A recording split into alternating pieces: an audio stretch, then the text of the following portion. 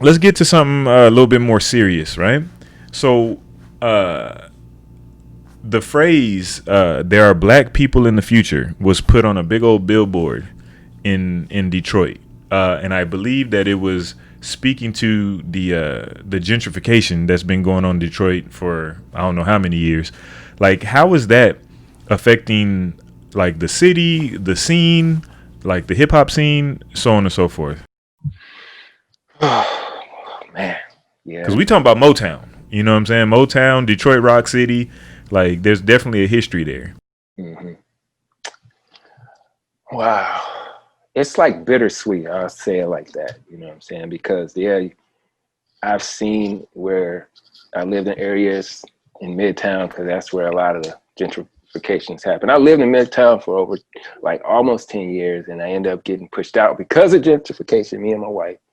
Wow. Uh, and but that's cool because we found this new spot, you know, and we're in this new kind of artsy area, but we kind of know this is going to be the next spot. This going to Mm. gentrify. It's Oh lit. no!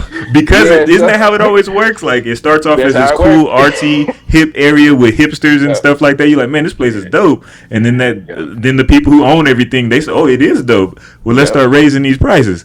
But go ahead, brother. My bad. So that's basically how it happened. Raise the prices, and it's actually, man, we had a good little thing going over there, man, paying nice rent, and but our building ended up getting messed up because of the uh, some weather in the winter time, and so they already like let a whole bunch of people go. You know what I'm saying? They let us and a few other tenants stay. Um, but then when that happened, they were just like, okay, everybody go out. So we had we had less than a month, but we was willing to stick it through, you know, because they was renovating at the same time too. But so we had less than a month to find somewhere else new, man. We've been there for like 9 years. Um, so I mean, it's bittersweet because like the area that I was just talking about, you know, that was a pretty rough, raw area. You know what I'm saying? Even though it was kind of surrounded by these other, you know, entities and things like that, but we started to see it slowly change. You know what I'm saying? Like, you know, people riding their bikes, you know, people with the little dogs, you know what I'm saying? Like, dang, you know, it's kind of dangerous to be just, you know, but we knew something, you know, it was coming, you know what I'm saying? Right. Right. So, so I mean, you know, of course, all of the shops and things started popping up, you know, uh, when you start to like be able to actually, you know, to actually, you know, benefit from all these things in the neighborhood now and, you know, enjoy these things, you got to go. So it's kind of bittersweet because yeah, it is putting money behind it. It's attracting people. It's just like a good time. So it's like a make or break time. You know, right Mhm. people got to come and do the right things. Um, in some cases, it is. I mean, you have like the Kresge Foundation, who was here kind of like right before things started to pop off that way. That was putting money in local artists. You know, I won a $25,000 grant. You know what I'm saying? As an artist, you know, Wow. just being from the Detroit area and being able to show and prove, you know, my history and lay it out, and I was able to benefit from that. Benefited from another um, foundation, Night Arts, another 12 that helped me 12,000 to help me uh, launch my documentary. So I felt like, so that's the sweet part about it, where like they understood the importance of culture. They was willing to invest in it. You know what I'm saying? So I can't hate on that. You know what I'm saying?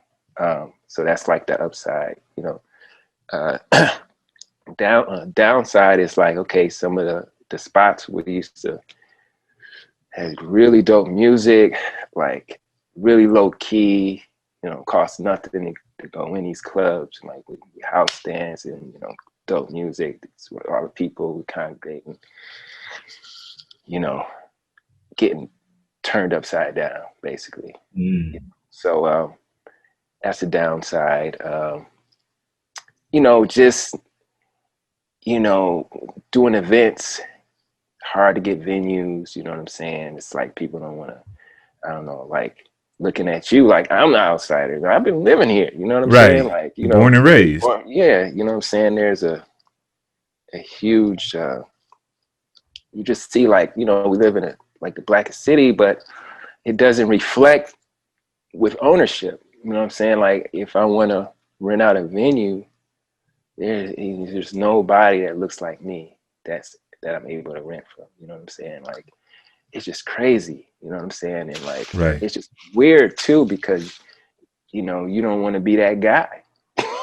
Right. You know, like to connect these dots. You know what I'm saying? I could. You know what I'm saying? But it's like, yo, you know.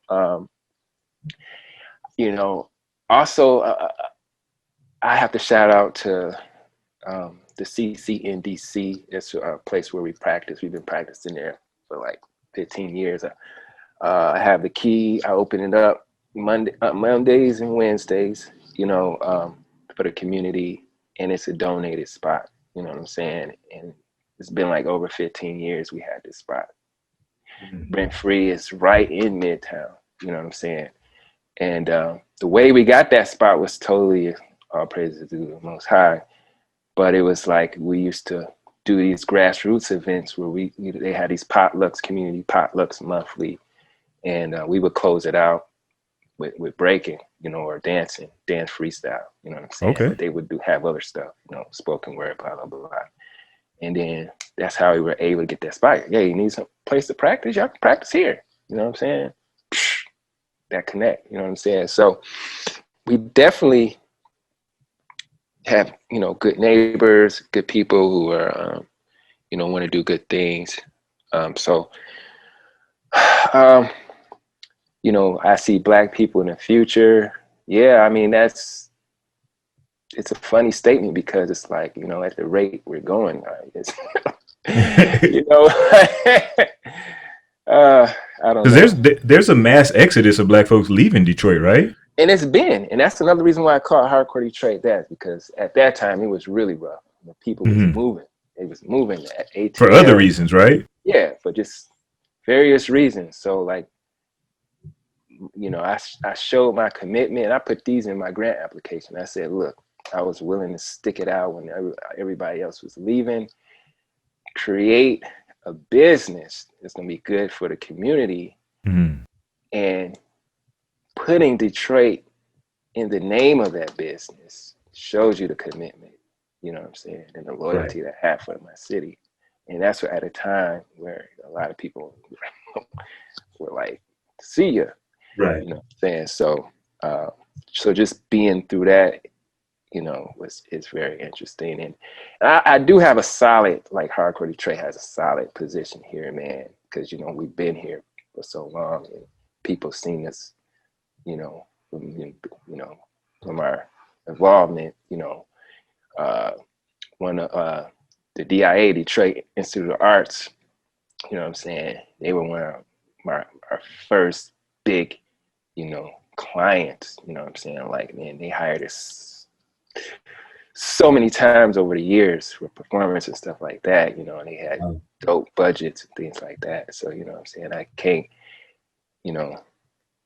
hate, you know what I'm saying? Like, you know, there's institutions, private institutions, you know, like they see what's up, you know, and sometimes, you know, like our people, you know what I'm saying, aren't ready, you know what I'm saying, or like, you know, as far as like having the know-how to be able to exploit certain things, you know what I'm saying, or like how to play, you know, in this whole realm, you know, but we're starting to understand it, you know what I'm saying, you know, there's other dance groups now, you know what I'm saying, they doing very well, branding themselves and creating these networks and, you know, getting these funds and things like that. So it's interesting. It's just interesting, you know, just seeing it. So I'm just sitting back, you know, sipping my tea and watching everything. And